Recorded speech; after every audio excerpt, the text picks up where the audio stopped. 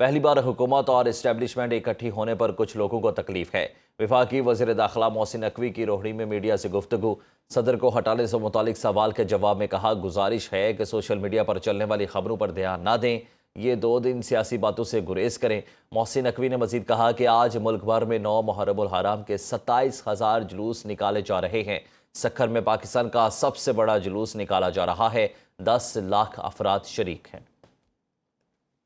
سکھر میں پاکستان کا یہ سب سے بڑا جلوس ہے اور سب سے قدیمی جلوس بھی ہے، جس میں تقریباً 10 لاکھ کے قریب لوگ ہیں جو شرکت کر رہے ہیں۔ اور جو سب سے زیادہ خوشی ہے وہ اس بات کی ہے کہ کم سے کم لوگوں کو تکلیف کے ساتھ، کہیں پہ کوئی سڑکوں کی اتنی بلاکیڈ نہیں ہے اور اتنے بڑے کراؤڈ کو ہینڈل کرنا کوئی آسان کام نہیں ہے، جس کی میں سمجھتا ہوں سی ایم سندھ، کمیل صاحب، کمشنر صاحب، ڈی آئی جی صاحب، ان سب کو کریڈٹ جاتا ہے، ان کی ٹیمز کو، رینجرز کو، سب کو جاتا ہے۔ پہلی بات تو یہ ہے کہ یہ میری ریکویسٹ ہے 2 دن سیاست نہ کریں تو بہت اچھا ہے۔ دوسری بات یہ ہے کہ سوشل میڈیا کی خبروں میں بالکل نہ جائیں۔ میرے خیال میں لوگوں کو تکلیف ہے کہ یہ سارے اکٹھے ہیں، تو وہ اس لیے پہلی دفعہ پولیٹیشینز، گورنمنٹ اور ہماری جو ملٹری اسٹیبلشمنٹ ہے وہ ساری اکٹھی ہے، تو لوگوں کو تکلیف ہوتی ہے تو وہ لوگ اس طرح کی باتیں کریں۔ میری ریکویسٹ ہے کہ 2 دن پولیٹیکل باتوں سے پرہیز کیا جائے۔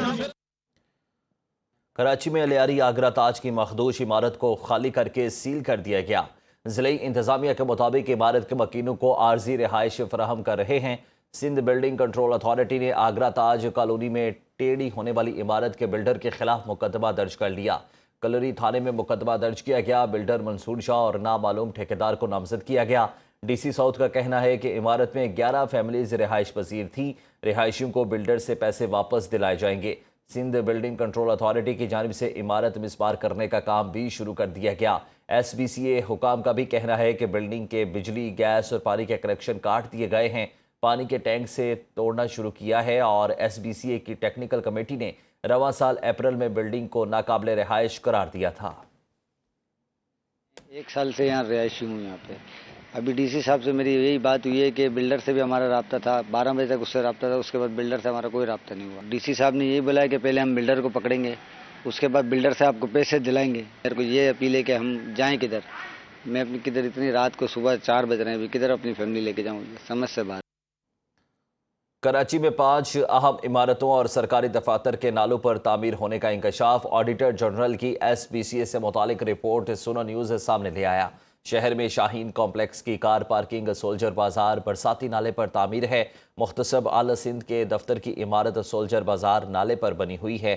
آڈیٹ رپورٹ میں یہ بات بھی سامنے آئی ہے کہ ایم سی مارکیٹ اور اورنگزیب مارکیٹ بھی سولجر بازار نالے پر تعمیر کی گئی ہے۔ آڈیٹ رپورٹ کے مطابق نالوں پر غیر قانونی تعمیرات سندھ بلڈنگ کنٹرول اتھارٹی کے اندرونی کمزوری کی وجہ ہے۔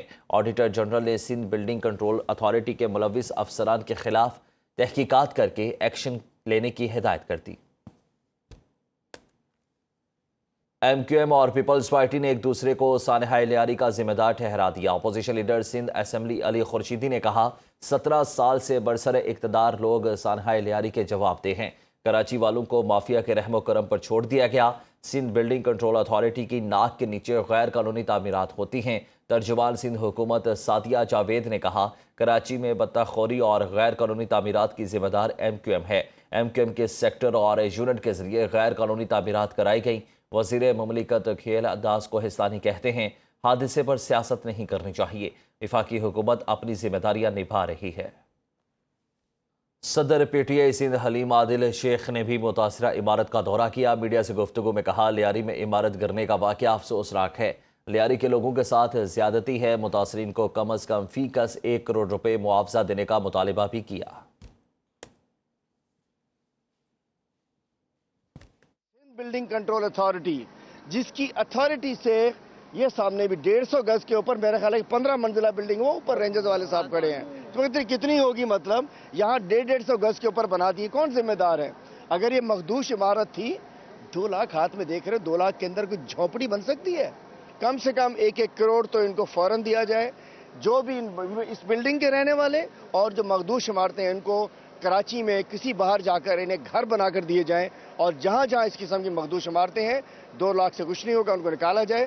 پاکستان تحریک انصاف اس غمزدہ خاندان سے ہمارے مہیشوری صاحب ہمارے سے ان کی فیملی ہے وہ ہم ان کے ساتھ ہیں. ترکی اور چین پاکستان کے دوست ممالک ہیں، لیکن بھارت کے خلاف جنگ پاکستان نے خود لڑی. وزیر دفاع خواجہ آصف کا کہنا ہے بھارت کو جنگ میں پاکستان سے شکست ہوئی، بھارت کے دعوے مٹی میں مل گئے، سندور اجڑ گیا، ہمیں پوری دنیا کی سپورٹ ملی تھی، بھارت کے ساتھ صرف اسرائیل کھڑا تھا. بھارت کی طرف سے بیانات اپنے عوام کو مطمئن کرنے کے لیے ہیں اور ایسے بیانات بھارت کی سفارتی محاذ پر بھی شکست کا نتیجہ ہیں. وزیر دفاع نے کہا کہ بھارت کے خلاف جنگ میں پاکستان کی فتح بالکل واضح تھی، کوئی شک نہیں پاکستان کی افواج نے جنگ میں اپنا لوہا منوایا. مودی یہاں وہاں دیکھ رہا تھا، اس کو جڑواں بھائی نیتن یاہو کے علاوہ کوئی نظر نہیں آ رہا تھا.